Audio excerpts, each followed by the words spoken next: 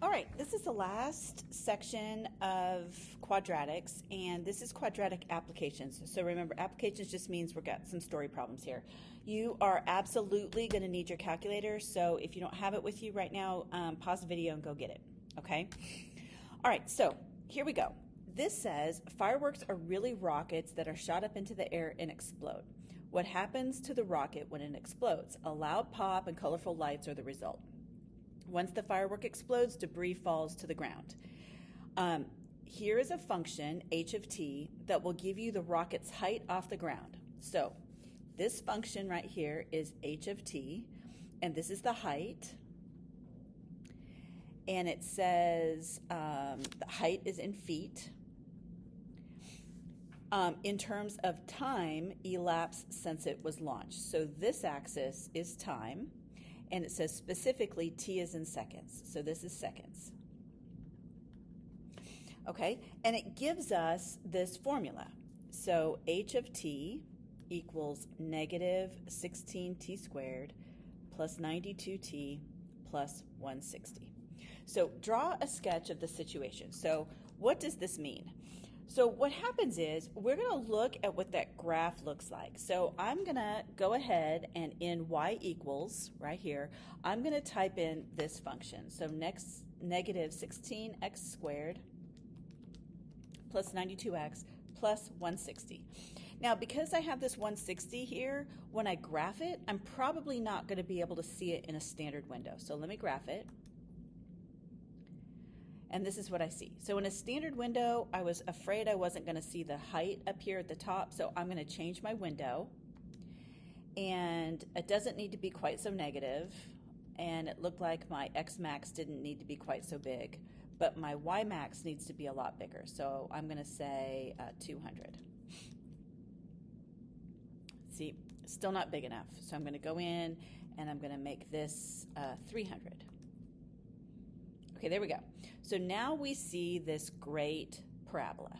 So it says, draw a sketch of the situation. Well, let's think about this in real world.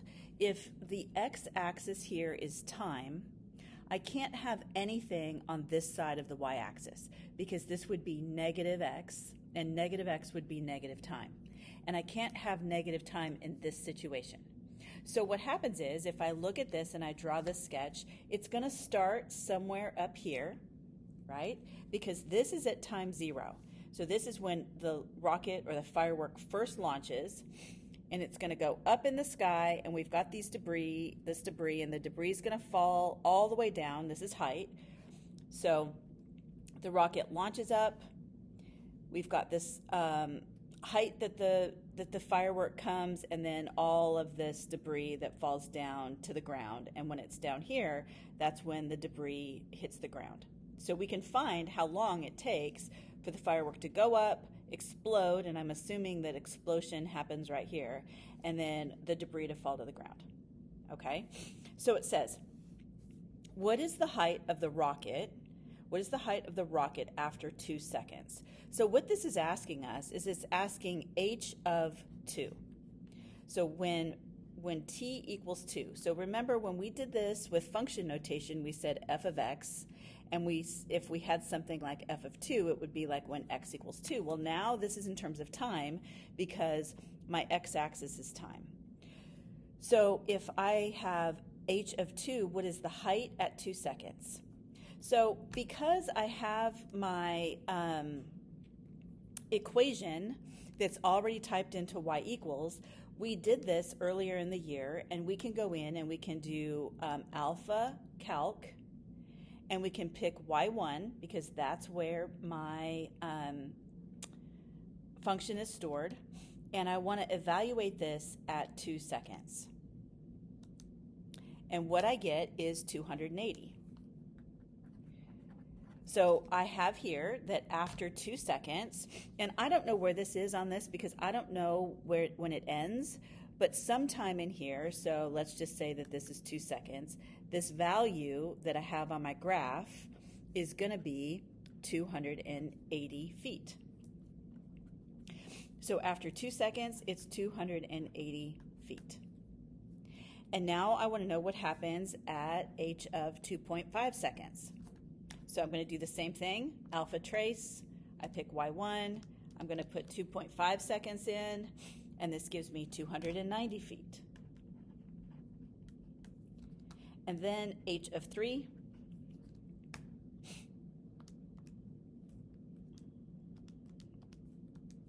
And this gives me 292 feet. So we see here that as this rocket's going up, or as the time's getting longer, the rocket is continuing to go up. Okay? So this next question says, how high did the rocket go? Well, what this is asking for, how high does the rocket go? It wants to know what is the maximum. So we want to know what is this point right here.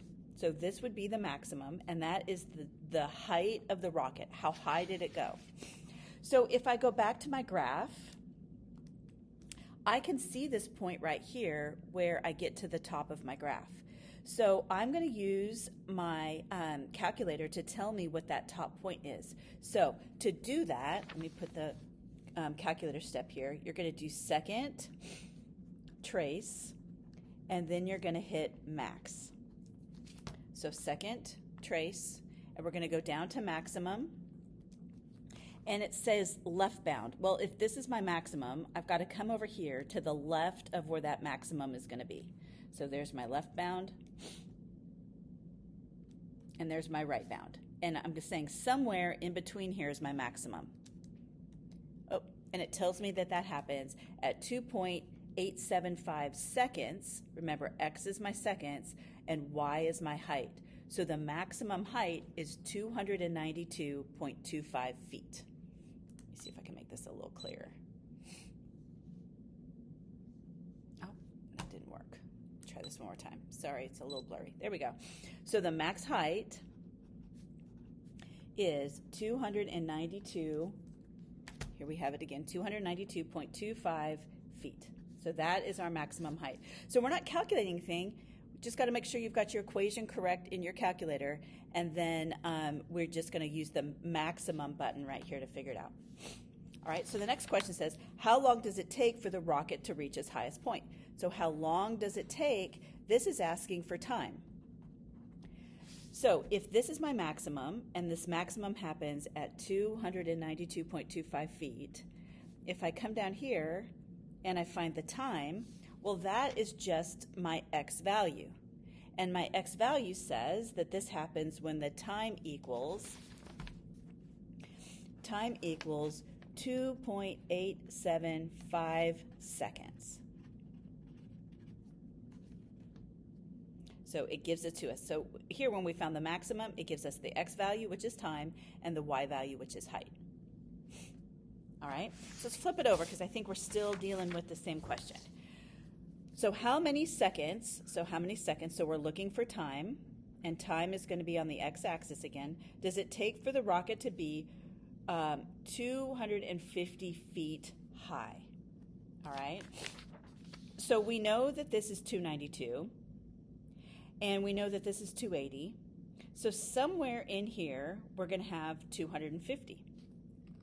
So I'm going to say, I don't know where, but I'm just going to say that this value right here, let me use my different colors just so we can see this.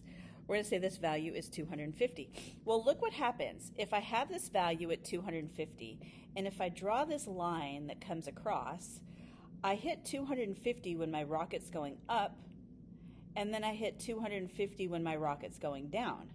So I hit 250 twice. So if I draw this line through my graph, then I can find the intersection point of these two lines. So if you remember when we were doing systems of equations, we were looking for the intersection point, and that's what we're doing here. So if I have my graph, I need to know where this is at 250. So I'm just going to go in and add another line. So I go into y equals, and I'm going to go down here to y2, and I want to know what happens when the height, when h or y equals 250. And I'm going to regraph that. And that gives us this line that's right here.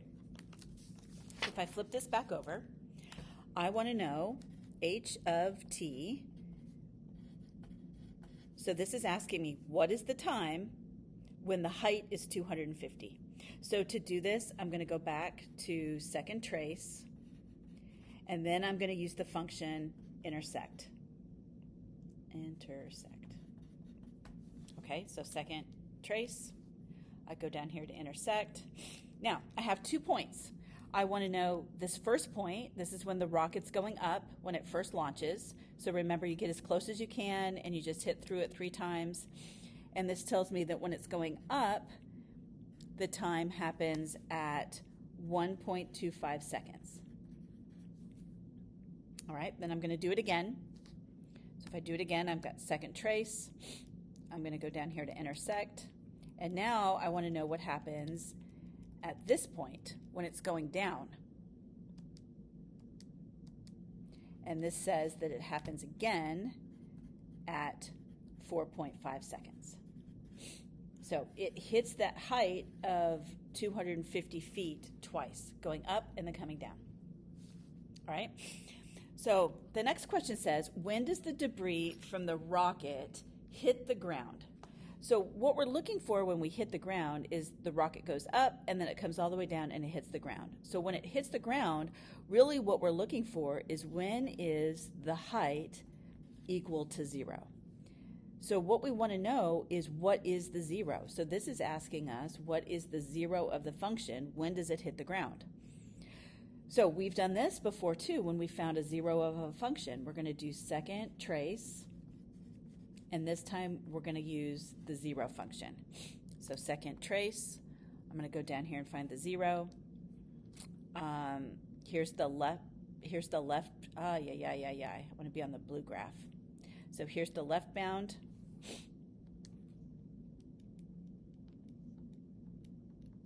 I'm having calculator difficulties. Hold on, let me do this again.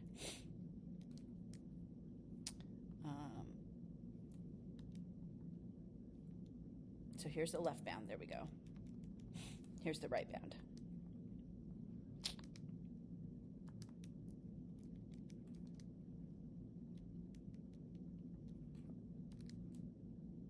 Oh, I'm doing intersect. Hello, Shannon. There we go. I want the 0. There's the left bound. There's the right bound. Why is it telling me no sign change?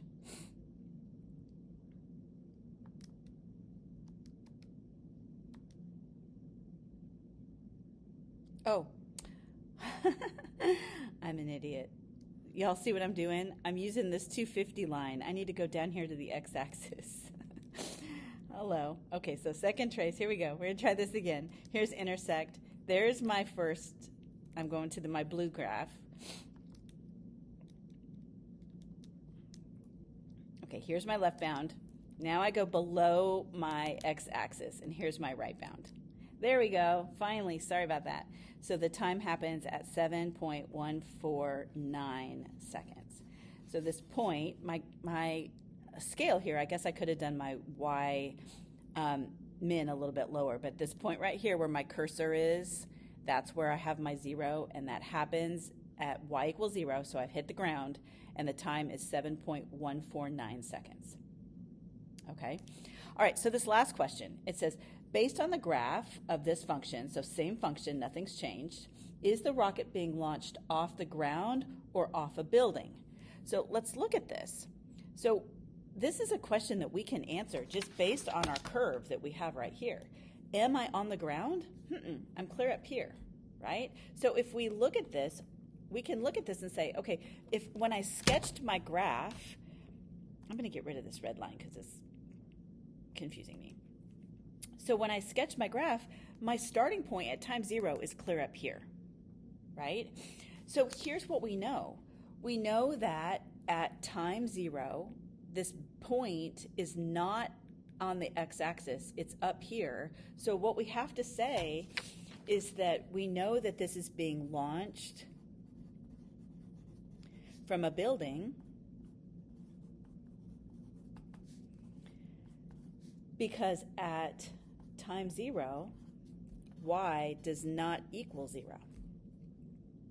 And we see that, again, we see that in our curve. This is the part of the curve that we care about, and this is here, it's not being launched from the ground down here. All right? Now, We've done this before. We're just bring it back in. We're going to practice it a little bit more. It says the length of a rectangle is 8 less than twice its width. So the length of a rectangle is, so remember is your equal sign, 8 less than, so that's a turnaround phrase, twice its width. So twice its width minus 8. If the area of a rectangle is 42 square units, find the length. So the area is 42 square units. So what I know about a rectangle is the area is length times width. So if I write this out, I would have W, which is my width, times my length, which is 2W minus 8. So this is my W and this is my L. And the reason I wrote it this way and not L times W is because I'm going to distribute now. So it makes more sense to put it in this order. So when I distribute this, I have 2W squared minus 8W. I'm going to move the 42 over, equals 0. Now, the first thing that I see is this is all even. And so if everything's even, I'm going to factor out a 2. So I would have W squared minus 4W minus 21 equals 0. Now, I can plug this in my calculator. I can do a lot of different things, but remember the easiest way to solve a quadratic is by factoring. And so I know that my two factors of 21 are 3 and 7, and 3 and 7 are going to give me 4. So I'm going to say W minus 7 and W plus 3. So this gives me negative 7 plus 3, which gives me a negative 4. So when I solve this, I have that W equals 7 and W equals negative 3. Now, the application of this problem is we want to find the length. Well, we can't have a negative length. So remember, this one will be extraneous. It doesn't work. So my width is 7. And if it's asking for the length, I'm going to come over here and plug it back in. So my length is going to be 2 times 7 minus 8. So 14 minus 8. So this is going to be 6 units. And we don't know what that unit is. It doesn't tell us feet squared or meters squared, so it's just 6. All right, so with this last one here, this is a little bit of a different concept. So this says find 3 positive consecutive integers. So let's just stop there and talk about what that looks like. So consecutive means back to back. So if I want to find consecutive integers, it would be 1, 2, 3, or 9, 10, 11. Those are 3 numbers that are consecutive. They're back-to-back numbers, okay? So I know I'm going to go ahead and I'm going to say, let the first number be A, and let the second number be B, and let the third number be C. Now, if the first number is 1, then my second number is going to be 1 plus 1. So my second number is going to be A plus 1. Now let's look at this. If I say my first number is 9, 9 plus 1 is going to be 10. So my third number is going to be A plus 2. So let's think about this. If my first number is 9, 9 plus 2 would be 11. If my first number is 1, 1 plus 2 would be 3. So now I have A and A plus 1 and A plus 2. All of these are the same variable. Okay, so now when I plug this in to whatever my equation is going to be, I'm going to use A plus 1, and A plus 2. Okay, so let's go back over here and read the rest of the question now that we know what consecutive integers look like. So what this says, find 3 positive consecutive integers such that the square of the first number increased by twice the last number is 39. Okay, the square of the first number. So first number squared. Increased by, so what do you think this means? Increased by, we're going to add, twice the last number. Well, my last number C. So twice the last number is, which is always equals, 39. Well, I can't solve this like this because I have the C in here, but I know that C is the same as A plus 2. So I'm going to substitute that back in.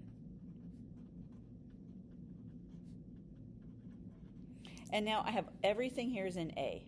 So I'm going to solve this. So I have a squared plus 2a plus 4 minus 39, because I have to move it to the other side, equals 0.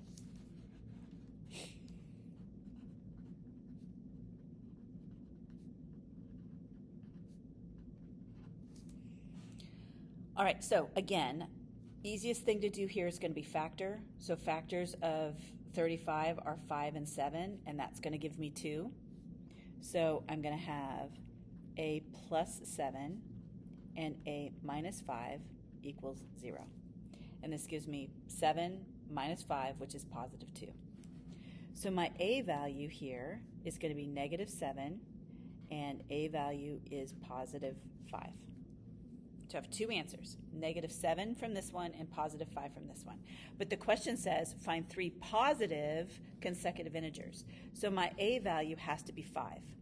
So my first value is going to be 5. 5 plus 1 is 6. 5 plus 2 is 7. So this would be my answer. 5, 6, 7 are my 3 consecutive integers. Okay? We're going to do a lot of really kind of these application problems in your homework, and so come see me if you've got questions on how this works.